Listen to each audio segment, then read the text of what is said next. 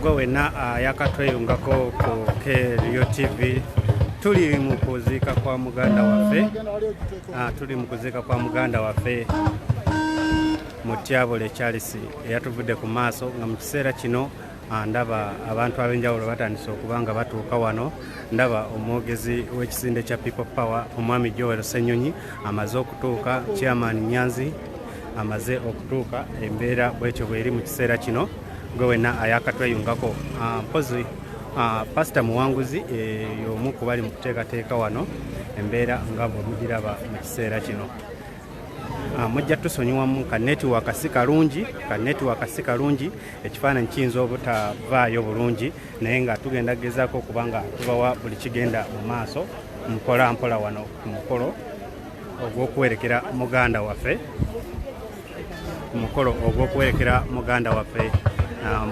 Mutyabule Charles eyatomeddwa olunaku lw'ejjo. Embeera bwetyo bwefaanana.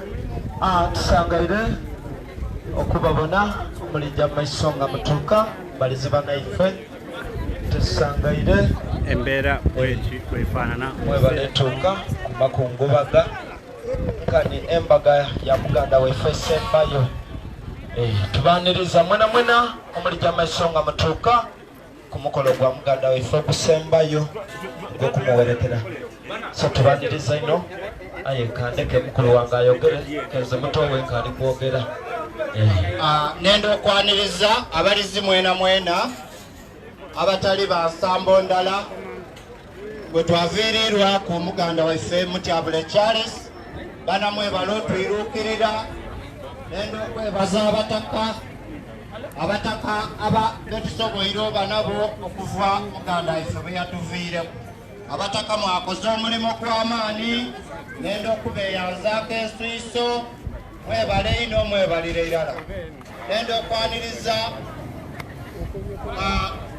bamemba banaife ab'ekisinde kya People Power omulimu gwe mukozi gwa itendo okuva muganda waife bwe yatuuseeko akabenje kano. Nendo okubaaniriza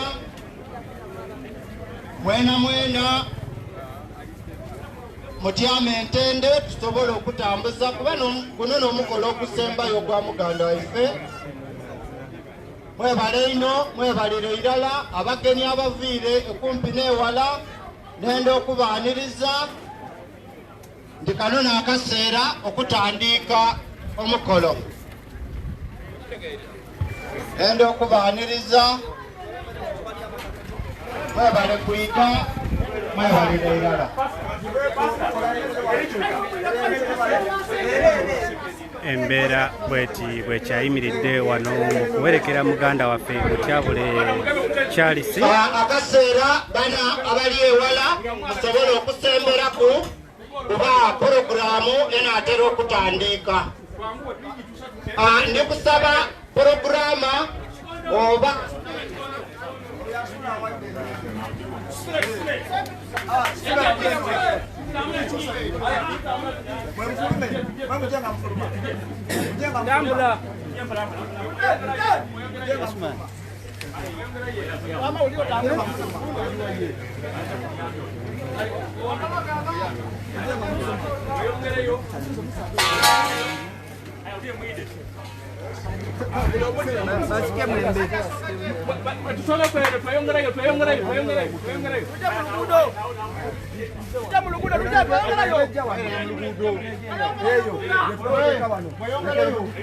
embeera bwekyayimiridde nga enteekateeka zigenda mu maaso ez'okulaba nga tuwerekera muganda waffe eyatuvudde ku maaso olunaku lw'ejjo Mutyabule Charles, nga mu kiseera kino gwe ayakatweyungako omwami omwogezi w'ekisinde kya People Power omukulu era omugole Joel Ssenyonyi amaze okuba nga atuuka. Chairman Nyanzi Fred mulabako waali Muhammad Sejirinya Mr. FDC be bamu ku bali mu nteekateeka wano mu kutegeka. Pastor Muwanguzi nga mubalaba Bama Lulenzi okutwalizaamu ba coordinator ba Busoga region aba People Power abasinga mbalabako wano omukyala coordinator w'abavubuka coordinator w'abavubuka omuwala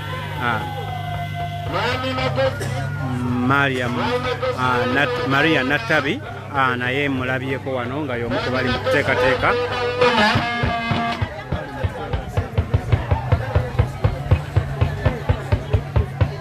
mu kiseera kino ababooda tubalengera ku ntaana bali mu kuvuga piki nga bwe bagyetolooza entaana wali waggulu embeera ndikusaba abali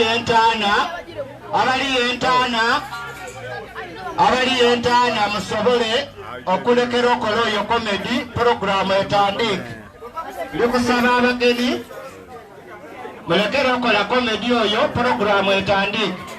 Mwami Magezi woli wona because tuli kuteega puroguramu etandike.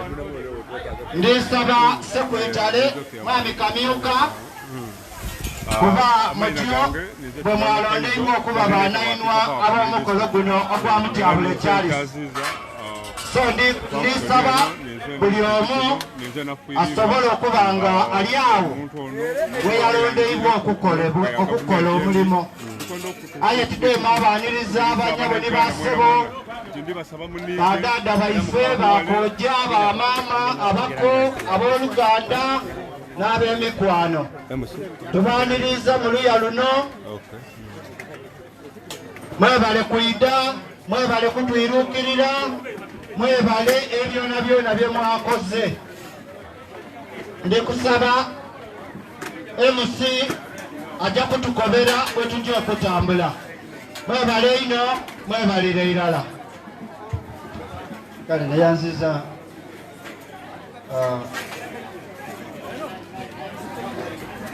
basabo ne banyabo tusangalira okubabona abafunyeku owokutyama mutyame abakalifunaku wakutyama. Tuli kusuubira nti abaviire edinda omwami Joel n'okweyongerayo omwogezi w'ekisinde n'okusingira ddala abali n'enkufiira Chairman Nyanzi Fred naye amaze okutuuka mu kiseera kino ng'era bwe mulaba abatuula mu yabaviire edinda n'okweyongerayo.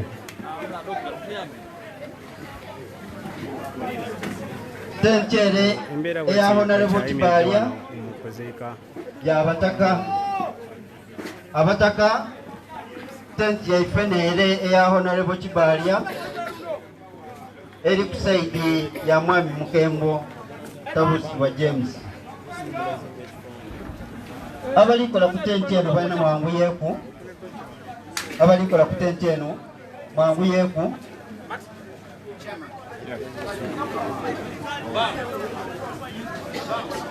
Mwana alina standi yange oba aliwo.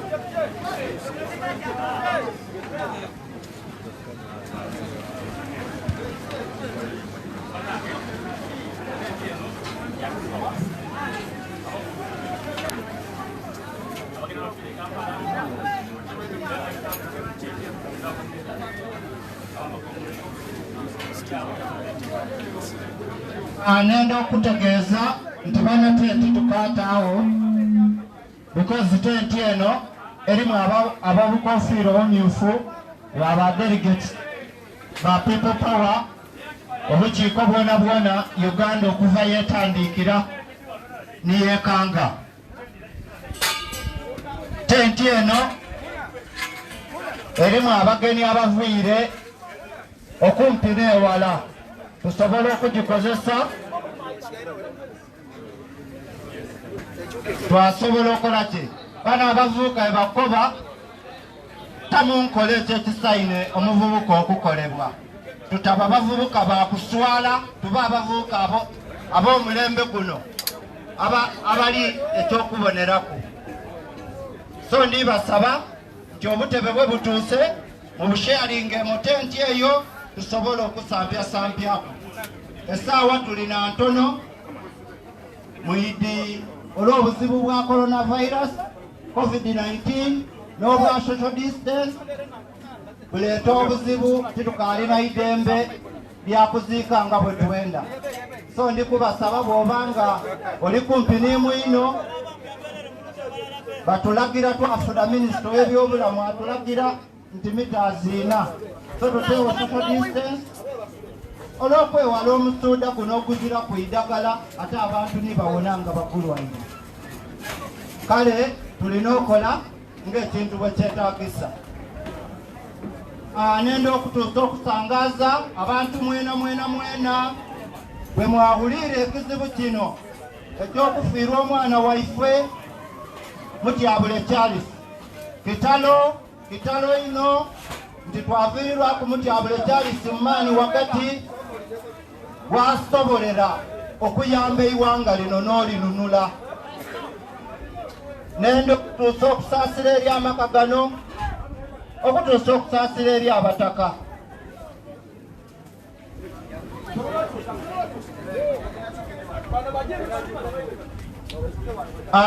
Amawulire genfoofuna nti tenti eno ojabaaku abagenyi abajja okwerokaminga special delegate wa ow'ekisinde kya People Power abaliwo n'abajja okwaniriza muno mutenti mwojo otyama. Abagenyi baife abako ab'Oluganda n'ab'emikwano musobole okutyama mudesigairewo. Saawa ya poroguramu mwami Kamyuka bw'onaaba ng'omaze oza kunkobera nsobole okukuwa akadokooli kano kuba baaba wazira wensobola kwogera nze mwidukulu wa Luyangaiwe dadange ate baaba ate musanji tooliwo.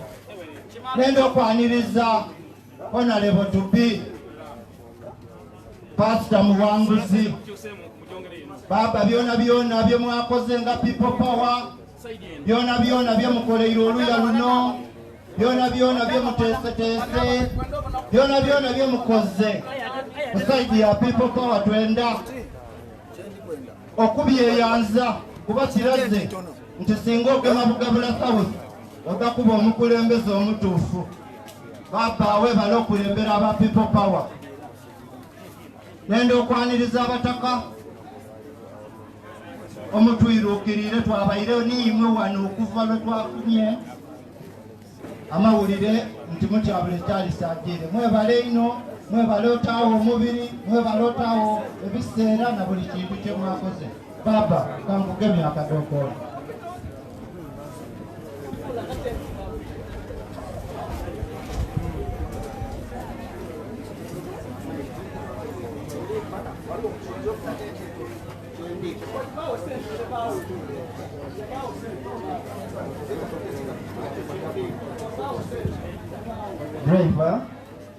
Driver wa UAV 096P olesemu amataala kale jogatolemu. Driver wa UAV olesemu light amataala ugalesemu emotoka yeri 0-9P. Bano saawa eno yona tutandika omukolo era kyaki eri kwetegeka bwenaabanga erirwedde ndabakobera n'ebinaabaviiraku.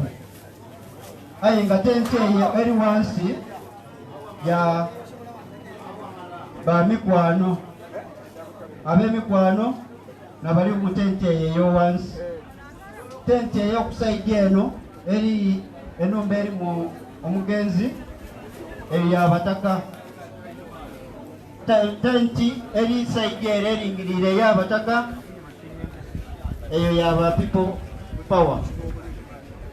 Tenti eno eri eitale ya kanisa Bakika. Kanisa Bakika eno ey'eitale. Ab'emikwano tenti eri ku Tuli Walala Women's Group Bulegeya eyo y'aba mikwano.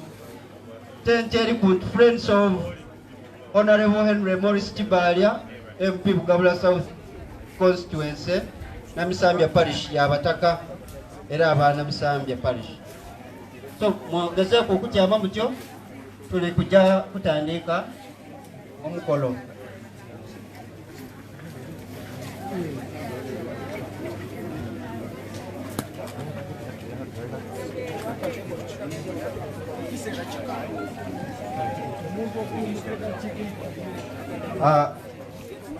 tulikwenda ku emeza gye tunaata wano ku kyaki wano.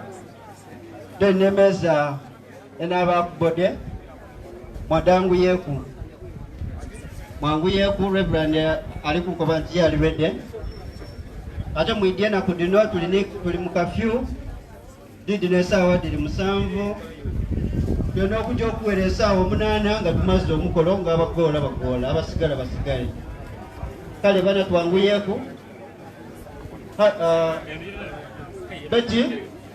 Beti obutebe obwo bwenkuwaire Beti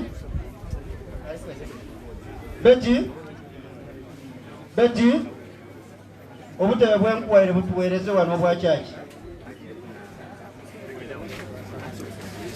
Bano tubaniriza abantu mwena abazijja okutuwerekera ku muganda waife muto waife wena atugoberera mu kiseera kino embeera bweti bwegenda mu maaso kwerekera muganda waffe yatubire ku olwaido Mutyabule Charles eyakateekeza eyatuvudde ku maaso era nga mu kiseera kino abantu ab'enjawulo bakyagenda mu maaso n'okuba nga batuuka mu kiseera mwemagezi lukoki bitakuwano wali akadookoli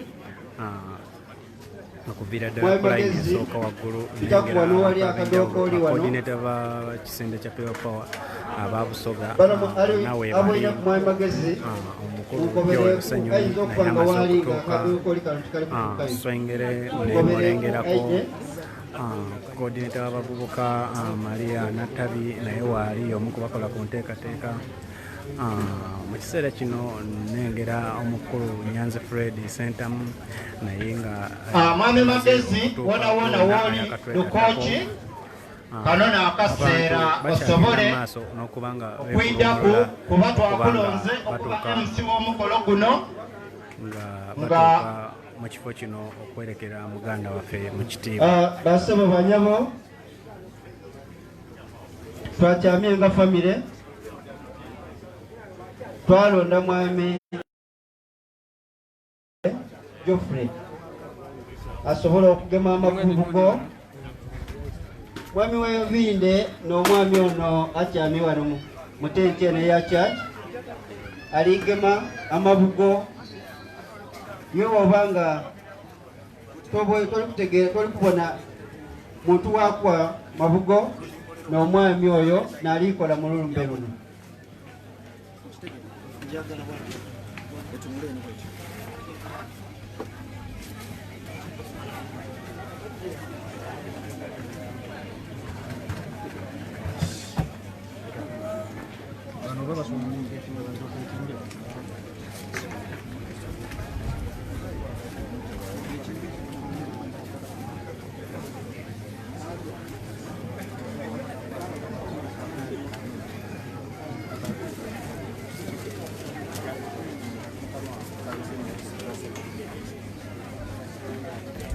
Mbeera ya nnaku, mbeera ya kunyolwa, mbeera ya maziga mu kitundu kino.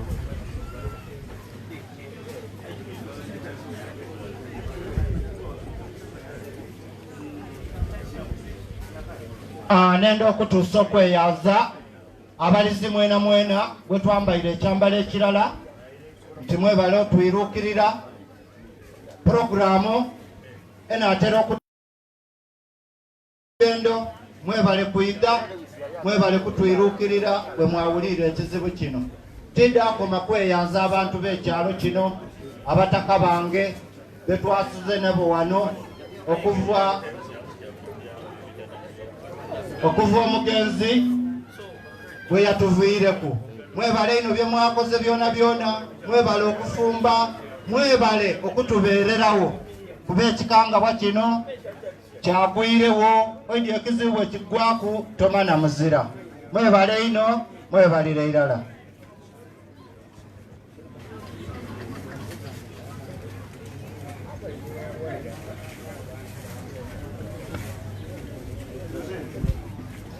Basa bali banyabo abafunye okutyamaku mutyame. Era ndakusaba ebikataza bye twalonze twabitayire ku abakulu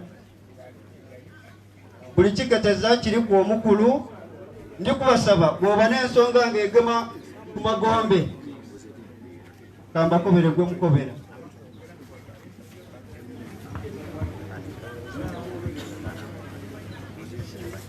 ab'ekika mujenga eribode nimwo muligireeta wano then wetunaabanga kyakyemaze aba people power nabaide okutwala endole mu nomba ya buliido woba n'ensonga nga dali ku ntaana gemagana ni General Gaza ne Mwai Mulagwe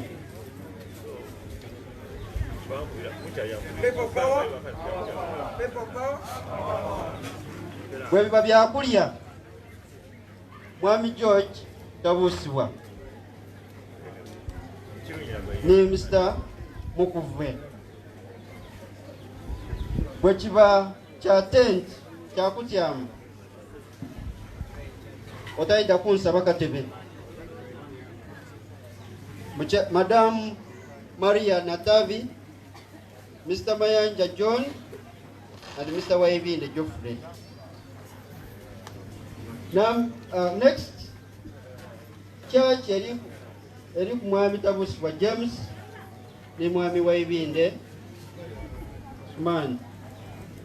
So nchikoze olwokuba nti eri yali bali kwenda okweba nti buli muntu ayinti nali mu buvunaanyizibwa ate omuntu okumana ekinatuusa amaloboozi n'omuzindaalo guno olajja kwenda kuyida kukuswankula kubanga eriyo kyali kwenda okola ki ali kwenda okubisaawo so woba nikyoli kwenda okubisaawo mana wookibisa memali kituuke yemusi basaba ni banyabo ndibasaba tukulembera tulire munaife bulungi tutabuvumirira n'olwensonga eyo kyaki eri kutandika omukolo abalikola omukolo guno nga bemusi kuli ku Mwami Magezi Mwami Kamyuka ne muganda wange ali awo maisanawo ab'ekikabana mwide mutuyambeko tukujja sabwi okwerekera Charles Mutyabule n'olwembo lwa 2016 mu bitabo bino ebikaire 17 era tulibasaba eno tuligikola mu ngeri etali ya buliido bakozesa ekigambo santi abona lwaki timukikoniyeku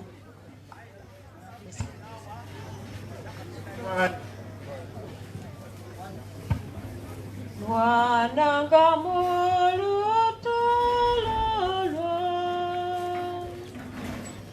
Wananga mulutololo Okulwana kolonti Nyesa kubula mumwa Yesu atuwa Wakana kwemu wakanyi Reta amanyi gogona Gumiro lugendo lwo Yesu atuwa empera Leka okwera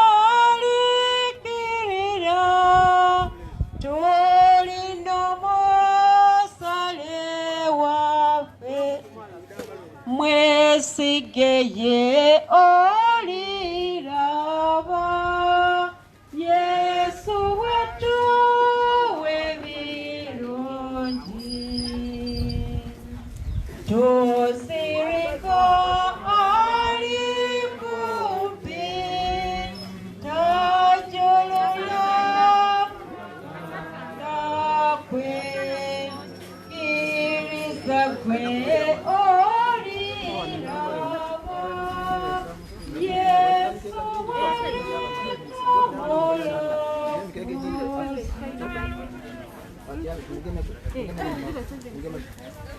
Olupapula lw'ebikumi ebibiri enkaaga n'omusanvu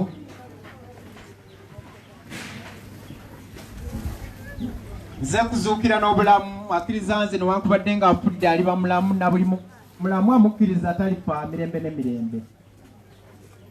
Manyi ng'omununuzi wange aba mulamu era ng'alimirira ku nsi enkomerero, era eddiba ly'omubiri gwange bwe limala okuzikizibwa bwe lityo, naye omubiri gwange ndiraba Katonda gwe ndiraba nze mwena amaaso gange galimukulira so si mulala.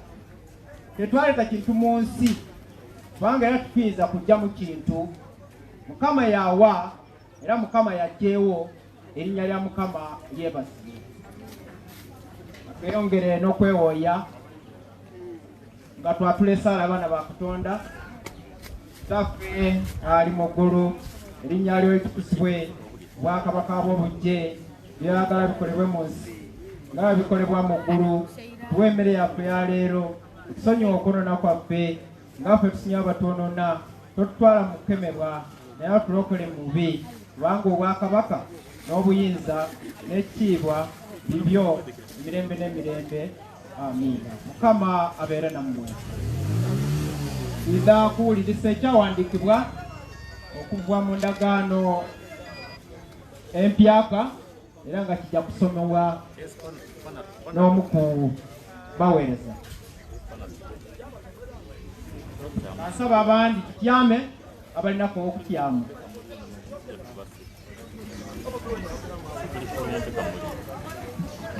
Ekitundu kyaife ekyokubiri kiri kukyagaana mu Yowaana enkenga y'ekumi-na-ina tutandika n'olunyiriri olusooka ndigyasoma luso. Enjiri ya Yokaana ensula y'ekumi-na-ina tulikutandiikirawo. Wakoba wati Yesu yakoba ati mutabanga beeraliikirivu mu myoyo gyammwe, muyikirize Katonda aze namundikirize. Mundu yalata wange mulimu ebifo kamaala era ndikujja okubateekerateekera ekifo. Muliti bwe kiri kyandibakobaire kino. Bwe ndimala okujja n'okubategekera ekifo, ndiyira n'abatwala y'endi, mwena mwaba gyendi. Engira mugiidi etuuka yenja. Tomasi yamukoba ati musengwa mufidi yolaga mena letuwanga tutya okumana engira etuukayo. Yesu yabeeramu ati ninze engira amazima era ninze obulamu. Eziraatuuka yeerata okutoola ku ngaalise munzi. Ekitundu kyaife ekibe ekisomebwawo ekikomye mwebale kuwuliriza.